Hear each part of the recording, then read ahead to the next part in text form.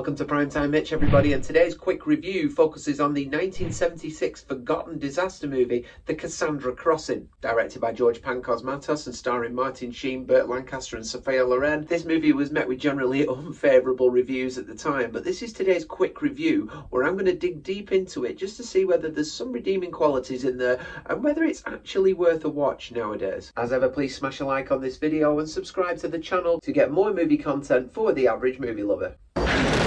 See, I like unsung movies and I like hidden gems, and I believe that this movie is pretty hidden when it comes to disaster flicks. Certainly in that era, everybody knows The Towering Inferno, everyone knows Earthquake, obviously we had the Poseidon Adventure, but this one sort of gets lost. Nobody really knows about The Cassandra Crossing. It's got an all-star cast, which suggests it should. You got Sophia Loren, you got Martin Sheen, Burt Lancaster, Ava Gardner, Hollywood legend. O.J. Simpson has a part in it, and the main protagonist is Richard Harris. Now, Richard Harris is an absolute legend of the screen, and his body of work speaks for itself. I'm not absolutely sure he was suited to this sort of James Bond-esque role in this movie, but we'll get onto that in a minute. There's a really nice to-the-point review on this by Real Classic Film Reviews. A fellow Brit does a great job of sort of outlining this movie. I'm just going to do the same really and give you my opinion on it. It's a really strange start, but it's a really beautiful start as well. The opening credits and the shot of Geneva is really effective, and Jerry Goldsmith is doing the score and the music throughout, and you can tell the music really does hold up. It almost feels like the Incredible Hulk theme, this.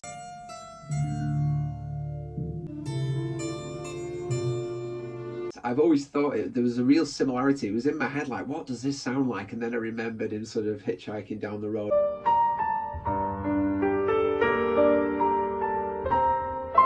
So the immediate feel to this movie, I just thought Incredible Hulk, really, really bizarre, but it does work for the film. It's a very action-packed start at the International Health Organization. The terrorists are gunned down. The security guard bit I understood. I wasn't so sure about what looked to be the presence of US military, who eventually shoot one of the terrorists and opened up the contagious virus. But yeah, I can overlook that, but the Marines being there is a bit strange. He also jumps out of the window, which appears to be about 4 or 5 stories up, so I don't know whether there's something below we don't see, but... Aim for the bushes. Outrageous. So further on, this terrorist boards the train, and that's where you get introduced to the variety of characters we have in this movie. I think some of these characters are a little miscast, and I don't think you get to know enough about them. You start noticing things later on.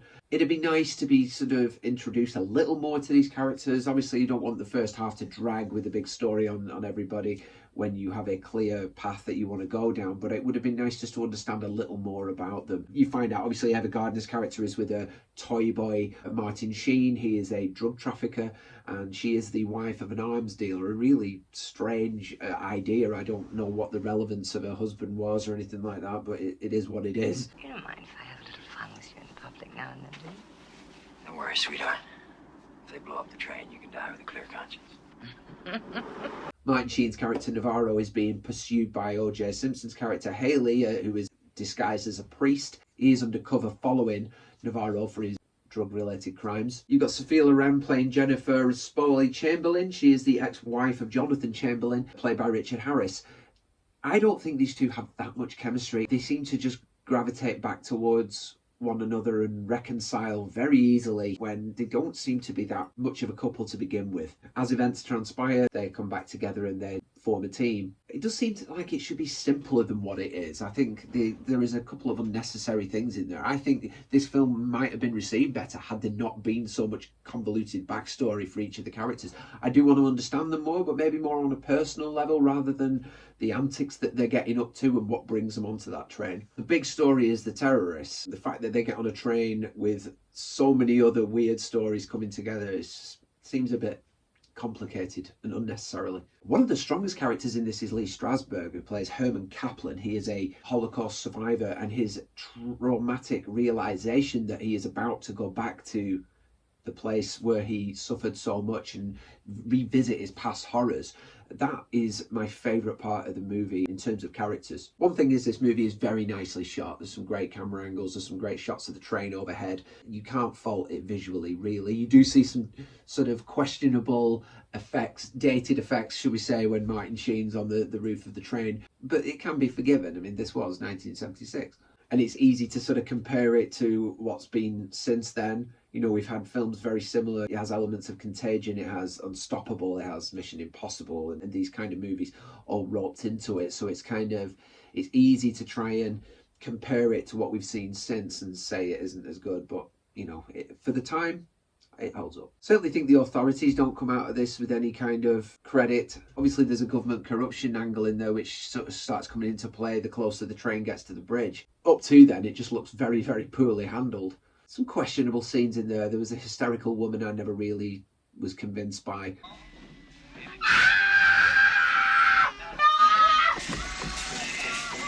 But this film actually comes into its own with the anticipation of crossing that bridge, which is obviously unsafe, has been dormant since 1948, and the closer they get to that bridge, the more interested you become in the movie, and the more you sort of get that excitement and that anticipation. Are they going to get across it? Is it going to collapse? There is an awful lot of gunfighting and things in between with the government medical personnel, and we're almost like the foot soldiers in Teenage Mutant Hero Turtles. They're just completely faceless, no personality, just have guns in their hand and are doing a job. You see a lot of innocent people getting caught in the crossfire. This action sequence in the middle never really did much for me. I was anticipating the bridge arrival more than anything else at that point. This is a disaster movie. It does have a bit of everything in it, but ultimately it's all building up to that conclusion. This is where I think the drug smuggling angle with Martin Sheen's character doesn't hold up too well, because he eventually ends up sacrificing himself to help them when he had them at gunpoint not too long before that. So I think there are elements, if you take them out of this movie, it becomes a bit better. There's a stunning shot of the bridge in complete peace and tranquility, which I think is brilliantly inserted in while the chaos on the train is going on, and that adds to the anticipation of what we're waiting for. And when it arrives, the disaster scene is actually fantastic and pretty brutal. It isn't overboard, it doesn't last very long, but it shows enough. And if you look at the height they're at and just how ruthless they show the happening, it's terrifying. And if you put yourself in that position, it would be the most terrifying thing you could imagine. I think the actual disaster sequence is amazing. I mean, we saw Final Destination 5 years and years later, decades later, doing the whole bridge collapse beautifully well with the use of CGI. This obviously didn't have a lot of that back then, or if any at all, and it looks great, and I think it holds up, and I think the disaster itself is worth the wait. The government corruption angle sort of is kind of infuriating. Burt Lancaster is quite unpleasant man in this, obviously just following orders. I don't think Ingrid Thuling's character is angry enough with him in this movie. The fact he has just sent thousands of people towards their death, I think she sort of takes it and accepts it far too quickly. I know she's not much she can do about it, but I think it doesn't upset her as much as it should. I think the scenes with Mackenzie and Stradner in the room, it's very sort of Space Odyssey. It looks like a spaceship, the room that they're in. So I think that was a bit detached. I would have been happier with just in an office with a bunch of computers and a screen in front of them or something. It was very sort of Doctor Who-ish. You know, I didn't really like their surroundings, and I didn't like their chemistry that much either. But overall, when you look at the disaster scene, it's a shame that this movie doesn't get talked about enough when it comes to those kind of movies. The critics panned it pretty much straight away. They pointed out all the inaccuracies and the flaws in there, and the miscasting and sort of the complication of it. But I think it's worth a watch. I think it's worth going back and just enjoying it as a disaster movie. If not for the second half of the movie and the anticipation of the disaster, it's not terrible, and I enjoyed it, and I would recommend it as a watch for anybody.